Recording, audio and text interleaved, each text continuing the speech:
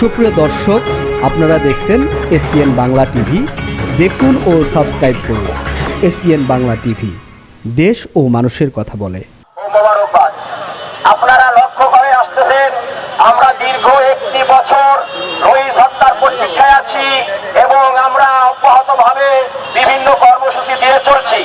কিন্তু আমাদের জনাব প্রধানমন্ত্রী, যিনি এখন ক্ষমতাসীন আছেন, তার থেকেও আশানুরূপ কোনো ফল পাচ্ছি না। আমাদের মাননীয় চেয়ারম্যান, বাংলাদেশ ইসলামী সমন্বয় পরিষদের সম্মানিত চেয়ারম্যান অধ্যক্ষ ডাক্তার এস.এম. সরোয়ার সহ অনেক গুণী ব্যক্তি গত 3 দিন আগে আমাদের মাননীয় প্রধানমন্ত্রী বরাবর এবং স্বরাষ্ট্রমন্ত্রী বরাবর নিজে উপস্থিত থেকে সশরীরে তাকে স্মারকলিপি দিয়ে আসছে। কিন্তু সেই স্মারকলিপি তারা কোথায় রাখছে? টেবিলের নিচেই মনে হয় পড়ে আছে। তারা ওটাকে ভ্রুক্ষেপ করে নাই। সেই ভ্রুক্ষেপ করে নাই বলতেই আমরা এখন বিভিন্ন সময় বিভিন্ন প্রান্তে, গত পরশুদিন আমরা পিএসসিতে, গতকালকে আমরা কেন্দ্রীয় শহীদ মিনারে, আজকে বাংলাদেশ শিল্পকলার সামনে সমবেত হয়েছি। আপনাদেরকে নিয়ে আমরা দাবি আদায় হওয়া না পর্যন্ত আমরা মাঠে থাকবো। আমরা এই রাজপথ ছেড়ে কোথাও যাব না। আপনারা আমাদের সঙ্গে সবসময় সঙ্গ দিবেন এবং যেখানেই অন্যায় দেখে বাংলাদেশ ইসলামী সমন্বয় পরিষদ সেখানে সিংহের মতো ঝাঁপিয়ে পড়ে, কারণ আমরা কখনো অন্যায় বরদাস্ত করি না। আমাদের পার্টির চেয়ারম্যান জনাব অধ্যক্ষ এস.এম. সরোয়ার সাহেব, উনি অনেক মানব দরদী লোক। উনি অন্যায়কে কখনো প্রশ্রয় দেয় না বিধায়ী আমাদের সাথে সামিল হয়ে বিভিন্ন জায়গায় বিপদ সংকুল পথে উনি যেতে দ্বিধাবোধ করে না। ওনার ডাকি আমরা এই রাজপথে অবস্থান নিয়েছি এবং পরিচয় দেন। বিগত ফ্যাসিস্ট সরকারের মধ্যে দুর্নীতির পরিচয় দিয়েন না। আপনি একজন ভালো ঘরের সন্তান, আপনার মা বাবার বর্ণিল ইতিহাস আছে, তারাও এই দেশের জন্য অনেক ত্যাগ করেছে।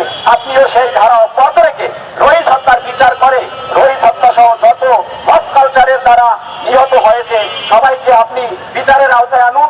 ওদেরকে দাঁত ভাঙ্গা বিচার করে দেখিয়ে দিন যে আপনি আমাদের পক্ষে আছেন। আমরা আপনাদের কাছে এই শিল্পকলার সম্মুখ থেকে উদাত্ত আহ্বান জানাই।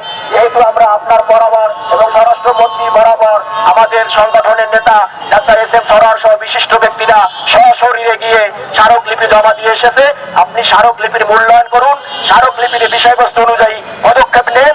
তাহলেই আমরা মনে করব আপনি আমাদের ন্যায়ের লক্ষ্যে আছেন, ন্যায়ের পক্ষে আছেন। আপনাকে আমরা নির্বাচিত করেছি সুফল পাওয়ার আশায়। সুতরাং আমরা চাই আপনি সেই সুফল আমাদেরকে দান করুন।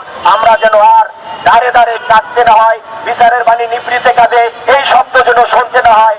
আমরা চাই বিচারটা স্বচ্ছ হোক এবং দৃষ্টান্তমূলক বিচার হোক। যেসব নির্মম পাষণ্ড এজিদ বাহিনী, কুলাঙ্গার গুন্ডা বাহিনী, জঙ্গি বাহিনী আমার ভাইকে হত্যা করেছে, ওদেরকে আইনের আওতায় এনে দাঁত ভাঙ্গা জবাব দিন, বিচার করুন। যেহেতু ওরা চিহ্নিত সন্ত্রাসী, ওদের ফুটেজ আপনি লক্ষ্য করলে বিভিন্ন মিডিয়ার কাছে পাবেন।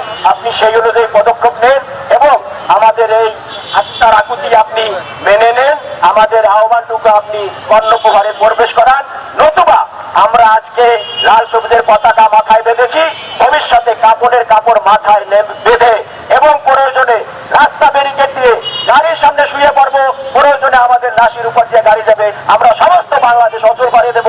আমরা কিন্তু এখন খুব ভালো কণ্ঠে, সুন্দরভাবে, গোছানোভাবে বলতেছি, সাবলীল ভাবে। কিন্তু এরপরে যখন আমাদের মগজ বিগড়ে যাবে, আমরা যত আশারূপ ফল না পাবো, আশানুরূপ বিচার না পাইলে আমরা সত্যি লাস্ট স্টেপে যেতে বাধ্য হব।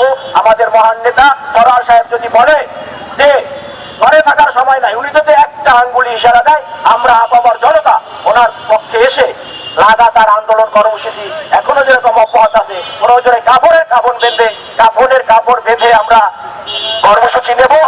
আমরা চাচ্ছি না সেরকম চরম পন্থায় যেতে। আমি চাচ্ছি আপনি আমাদের প্রতি সদয় হন, দেশে আইনের শাসন কায়েম করুন এবং আমাদের এই আইনের পক্ষেই থাকুন। মুফতি রইসউদ্দিন কোনো অপরাধ করে নাই, তার দুটো এতিম সন্তান অজরে কাঁদছে, প্রতিনিয়ত বাবাকে খুঁজছে। এগুলা ভেবে আমাদের চোখে জল আসে। আসলে আপনি একজন এতিম, আপনি এতিমের কষ্ট বোঝেন, যেহেতু আপনি মাতৃপিতৃহারা সন্তান।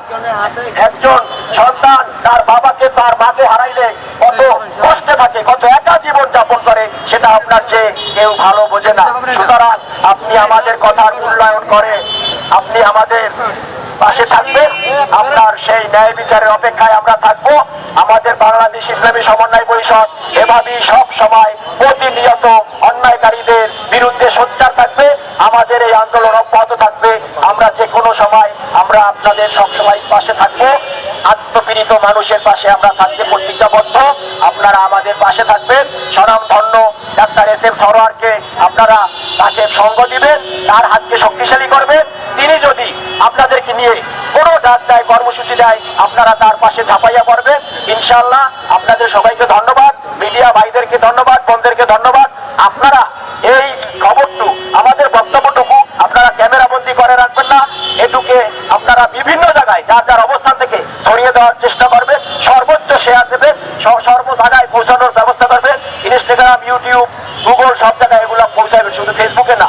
আপনাদের মাধ্যমে একদিন ন্যায় বিচার কায়েম হবে ইনশাআল্লাহ। আপনারা জাতির বিবেক, সাংবাদিক হলো জাতির দর্পণ। আপনারা আয়নার মতো কাজ করবেন। আপনাদেরকে নিয়ে আমরা সম্মুখপানে সবসময় অগ্রসর হব এবং আমাদের প্রিয় নেতা স্বনামধন্য ক্যান্সার গবেষক অধ্যক্ষ ডাক্তার এস.এম. সরোয়ার জন্য আপনারা খালিজ দিলে কায়মন বাক্যে দোয়া করবেন। ওনার মতো একজন মহৎ মানুষ যেন আপনাদেরকে নিয়ে অন্যায়ের বিরুদ্ধে সবসময় সোচ্চার থাকতে পারে। আল্লাহ যেন ওনাকে ভালো রাখে, ওনাকে যেন দীর্ঘ হায়াত দান করে। আপনাদের সবাইকে ধন্যবাদ। আসসালামু আলাইকুম।